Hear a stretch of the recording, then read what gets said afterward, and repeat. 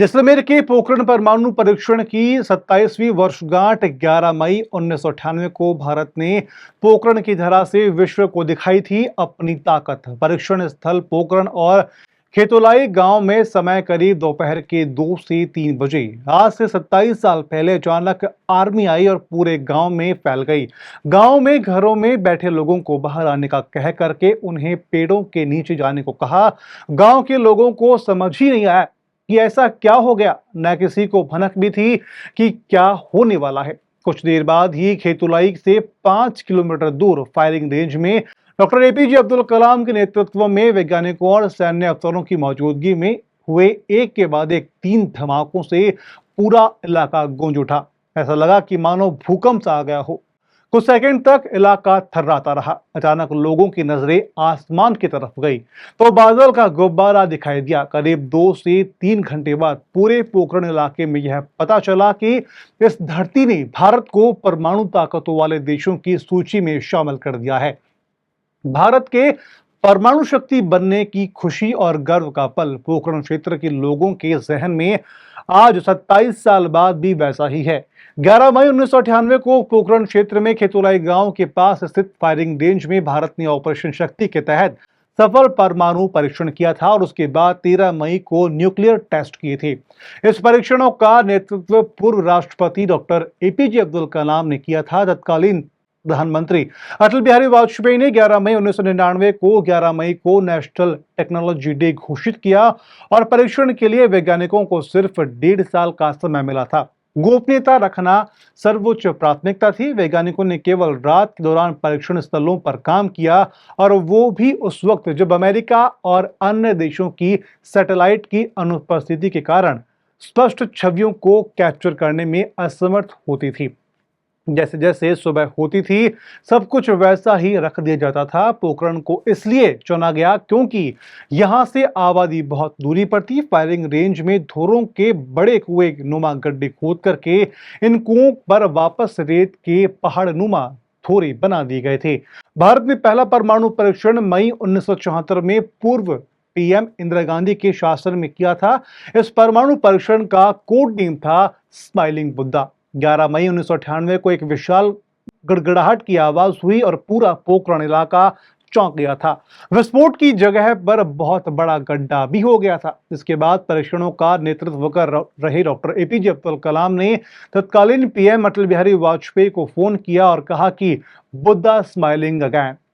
उस वक्त वाजपेयी के वैज्ञानिक सलाहकार डॉक्टर एपीजे अब्दुल कलाम थे।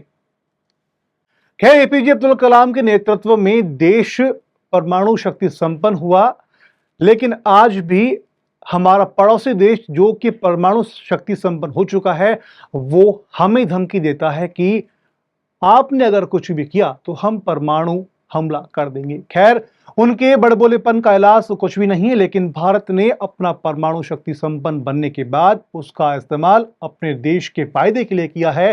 11 मई 1998 में पोखरण में एक परमाणु शक्ति का प्रदर्शन किया गया तत्कालीन सरकार द्वारा। उस समय ये पोखरण शहर और पोखरण के आसपास के सभी ग्रामीणों का ये सर गर्व से ऊंचा हो गया था कि तत्कालीन सरकार ने प्रशिक्षण के रूप में पोखरण फील्ड फायरिंग रेंज को चुना और उस वक्त इस परमाणु विस्फोट से हमें ये महसूस हो रहा था और सरकार के द्वारा भी ये कई दफ़े मांग की गई थी कि भाई हमें इस पोखरण विधानसभा क्षेत्र में प्रशिक्षण होने की वजह से हमें कुछ दुर्घटनाओं की आशंका भी रही थी। उसमें कुछ समय पानी की पीने की पानी के लिए भी बहुत कठिन भीषण समस्या का सामना करना पड़ा। यहाँ के पशुधन, यहाँ के किसान, यहाँ के व्यापारी वर्ग उस वक्त खूब हमने ये सोचा था कि भाई हमें ये हिंदुस्तान सरकार हमें इस तरह का कोई पैकेज देगी। उस समय आज समय से लगा कि आज दिन तक हमें उस पैकेज का तो इंतजार ही रहेगा।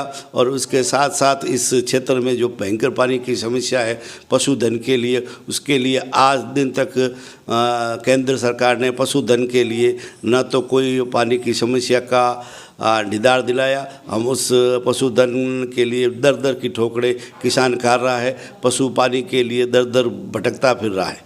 पोखरण की जो पहचान मिली है इसकी देन उस समय के पूर्व प्रधानमंत्री आदरणीय श्री अटल बिहारी जी वाजपेयी और मिसाइल मैन के नाम से विख्यात श्री अब्दुल कलाम जी को देना चाहता हूँ। 11 मई और 13 मई 1998 को जो परमाणु परीक्षण उन्होंने पोखरण के अंदर किया वो वास्तव में हम सबको गौरवान्वित करने वाला पल था। आज पूरे विश्व के अंदर पोखरण को नई पहचान मिली है।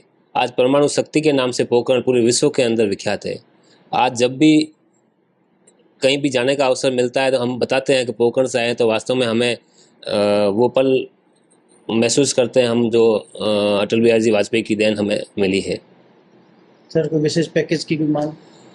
राजस्थान सरकार और केंद्र सरकार वास्तव में पोखरण के लिए कोई अच्छा पैकेज हमें दे, क्योंकि जो परमाणु परीक्षण के वजह से कई ऐसी किरणों की वजह से जो यहाँ के लोगों में बीमारियाँ फैल रही है, तो हम चाहते हैं कि हमारे लिए कोई स्पेशल पैकेज सरकार यहाँ दे ताकि यहाँ के लोगों को राहत मिल सके। खैर, आपका इस मामले पर क्या कहना है, इस मत पर क्या कहना है, कमेंट सेक्शन में कमेंट करके हमें जरूर बताएं। वीडियो को लाइक करें, शेयर करें और चैनल को सब्सक्राइब जरूर करें।